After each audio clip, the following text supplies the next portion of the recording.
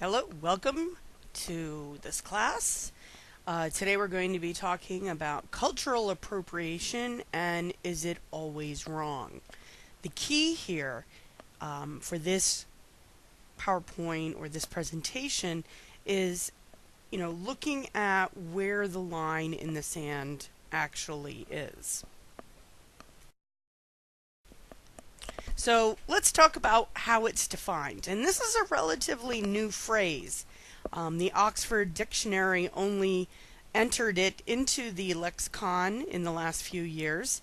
And the dictionary defines cultural appropriation as the unacknowledged or inappropriate adoption of the customs, practices, ideas, etc.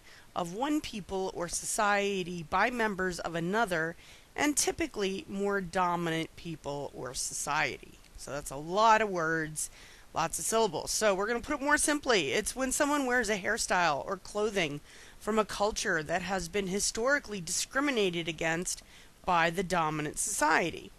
And this includes how someone speaks and their cultural rituals. So it's basically taking an opportunity to mock or humiliate or commercialize, and that's the big one these days, commercialize something that the government or the traditional dominant society has tried to expunge. So this concept was introduced in the early 1990s by indigenous groups in Canada, US, and Australia, and these are what you would call Native Americans, Native Canadians. In Australia, you have the Maori tribe, who suffered at the hands of European colonials. So how a tradition is used defines if it is wrong. When we think about cultural appropriation, we have to think about, would somebody be offended? When a culture's traditions are deployed in the pursuit of fashion, decoration, or cooking, it is not always cultural appropriation. It can be cultural appreciation. However, cultural appropriation occurs when a person takes something from a culture and uses it in an offensive or inappropriate way. So over here on the right-hand side, we have two pictures. On the left is an ad by MAC Cosmetics, and on the right is a woman of the Shoshone tribe in New York. Native American blankets, and you'll notice that in each picture the blanket is very focused upon, were tribal tokens which represented the birth, death, marriage, or can be used to show gratitude. Now, so that seems like a really nice thing. But it was also how the American government spread smallpox to wipe out the Indians. They literally gave them blankets that were meant to create a treaty or a relationship, but ended up killing the vast majority of Native Americans on the northern plains. So when we look at a ad like this MAC advertisement for the makeup, yes, the white lipstick is very cool, her eyes are great, but the blanket in and of itself is just really disrespectful to a Native American. It would be to use a really crude example, as if you were trying to sell gas ovens and you had people from the Holocaust in the advertisement. It's just appalling. Here's another example of cultural appropriation. In 2018, Gucci had their white models walk the catwalk wearing turbans, and the guy with the blue turban, not exactly looking very turban-esque. The Sikh community was outraged, and prominent Sikh social activist Harijinder Singh Kukarija wrote on Twitter, "Dear at Gucci, the Sikh turban is not a hot new accessory for white models, but an article of faith for practicing Sikhs." Now, Sikh is not Islamic, but it is a religion that believes in head covering. And the way they tie their turban is part of their religious practices. So obviously you can see that a deeply faithful people would look upon turbans as ridiculous on a white guy walking down a catwalk in New York City or Italy, wherever the Gucci show was. So in every country there is a group that defines the culture of the nation. In the U.S., the dominant culture is white middle-class Protestant people of Northern European descent who also have economic dominance in society. Minorities, and these are members of non-dominant cultures, often feel like they must adopt the traditions, rituals, and practices of the dominant culture. For example, for many years, black women have felt pressure to straighten their hair to conform to the dominant look. This is not cultural appropriation. Sociologists call it cultural assimilation, in that a group conforms to the dominant society's expectations. So over here on the right-hand side, we have a picture of Tyra Banks, and on the left, she looks fabulous. She's on the red carpet. Her hair's perfect, her eyes, everything. On the right-hand side is a picture she took on her webcam. This is her with very little makeup on and her real hair. And a few years ago when she showed her real hair on camera for the first time, people lost their minds, not realizing that those golden tresses that fell so effortlessly from her shoulders were not in fact real. So again, what we have to look at here is what group is in charge and what groups have been historically discriminated against. That's really going to give us some measure of what is appropriate and not appropriate. We're not saying you can't, believe or feel or appreciate something. You just have to be sensitive to other people's feelings. I'm Irish, for example, and of course, everybody thinks that the Irish are big drunks and that we tell sad stories and we sing a lot, and that might be all true to a certain extent. But remember, you can't put everybody into the same category because ultimately we're not all the same. Okay, so, we talked about when you're inappropriate, we've talked about, things that don't seem to be inappropriate or what is appropriation, all of these questions. Well, there's other issues at play. We also have to think about free speech.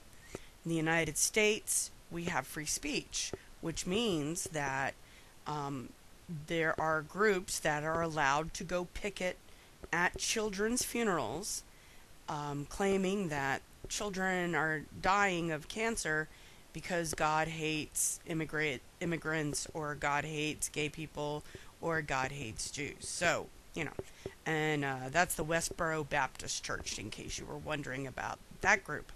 But, as much as we may not like it, they have the right to say it. Likewise, in France, they have freedom of speech, and it is a very important element in their constitution, much like in the United States. Now, they have this magazine over there called Charlie Hebdo, which satirizes the events in society, kind of like a Mad magazine that we have in the U.S., but it's geared towards adults. And it often mocks religion with a particular venom reserved for Islam. And part of that is because, when you make fun of a group and they respond, they're getting under your skin. Well, Islamists have responded and called for them to stop producing cartoons because the Islamic faith believes that there should be no representations of Allah or Muhammad, the founder. But Charlie Hebdo did not shy away from depicting Muhammad in multiple inappropriate ways. Now, I have not included any of those cartoons, but if you Google them, I am sure you will find them. I have included a different inappropriate cartoon. But in 2015, two Islamic men opened fire at the magazine's headquarters in Paris, killing 12 people. And France responded, instead of saying, oh, we should not make fun of another religion, instead went towards, they had, the magazine publisher has the right to free speech. And it was called terrorism, and people move on with their life. Since that time, the magazine has continued to publish politically incorrect cartoons that have enraged survivors of the Italian earthquake who didn't appreciate being called pasta dishes. So over here on the right, and this is the cartoon that we're referring to, is your penne sauce tomato, which is blood all over the guy's face.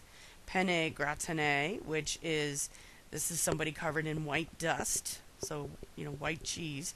And then the lasagna, which of course are people who are stuck between various floors of buildings. Horribly, horribly offensive. And yet, it is their right to publish things like that.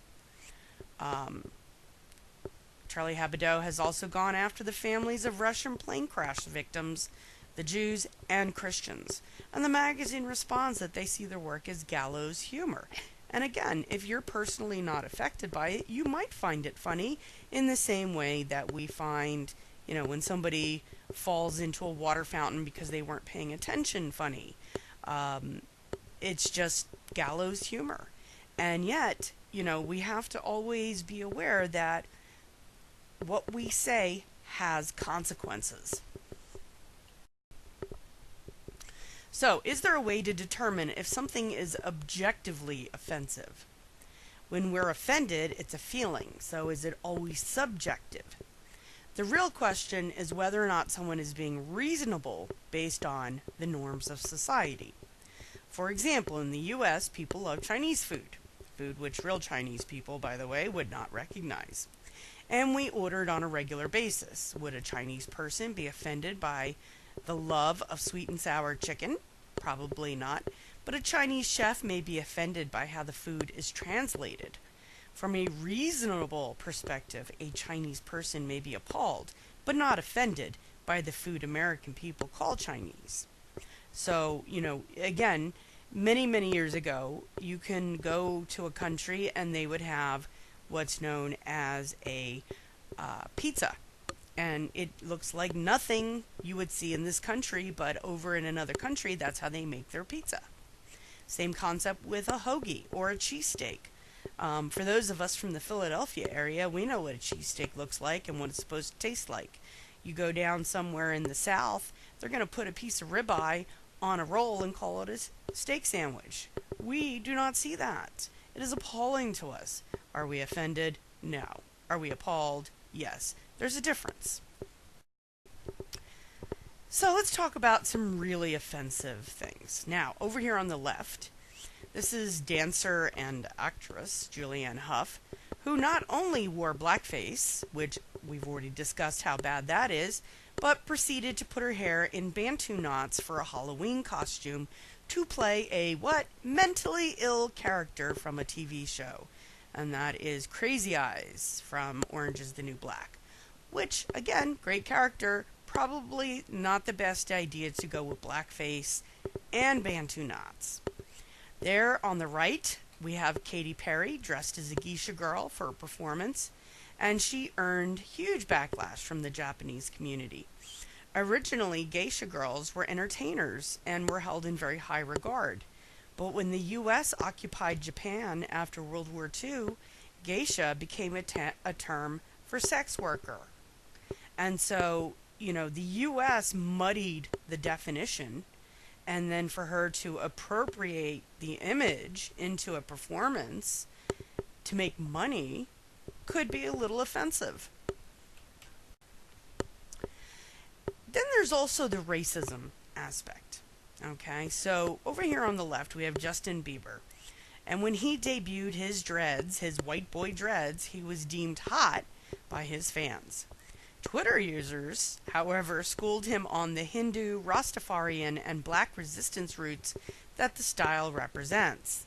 So, and for those of you who may not actively participate on Twitter, trust me, if you do something that's even a little bit inappropriate, people will call you out on it. Now, over here on the right-hand side, we have actress and singer Zendaya, who wore dreads to a red carpet event, and TV host Juliana Rancic joked that her hair smelled like patchouli oil or weed, which is incredibly racist. And of course, Juliana Rancic had to apologize, and it was this whole big deal. But you have the white guy who looks ridiculous in his white guy dreads, and you have a woman who has clearly spent good amount of time and money on having her hair look amazing, and the way that people respond to them are completely different. They call her a pothead, and they call him hot, and just, clueless sometimes. So, cultural appropriation is not just, loving Japanese food or loving mangas or whatever.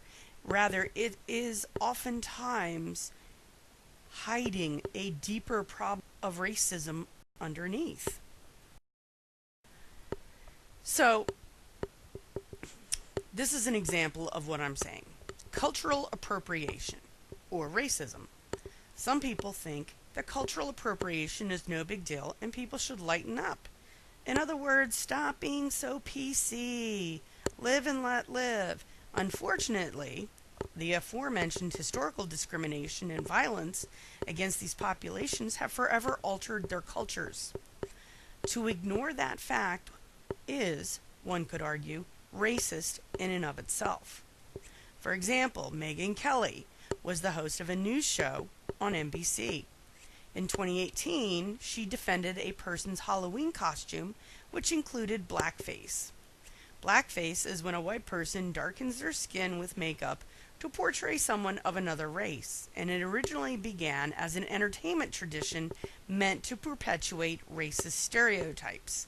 So you may have heard of vaudeville, which was very popular in the late 1800s, early 1900s, and there was always somebody in blackface because at the time it was considered okay to make fun of black people. So we know now that that is inappropriate. Megyn Kelly, on the other hand, wasn't quite so sure. And she argued that it was fine and she didn't see the big deal about it. Kelly's show was thereafter, very shortly after, canceled because the executives at NBC were concerned that a news host didn't know that she was perpetuating racist views, and they have since severed all ties with her. Now, of course, when all of this is said and done, what we have to really do is ask ourselves, can we avoid offending people? Yes. Should we avoid offending people? Why not? If you need an overwhelming desire to offend someone, sure, go for it.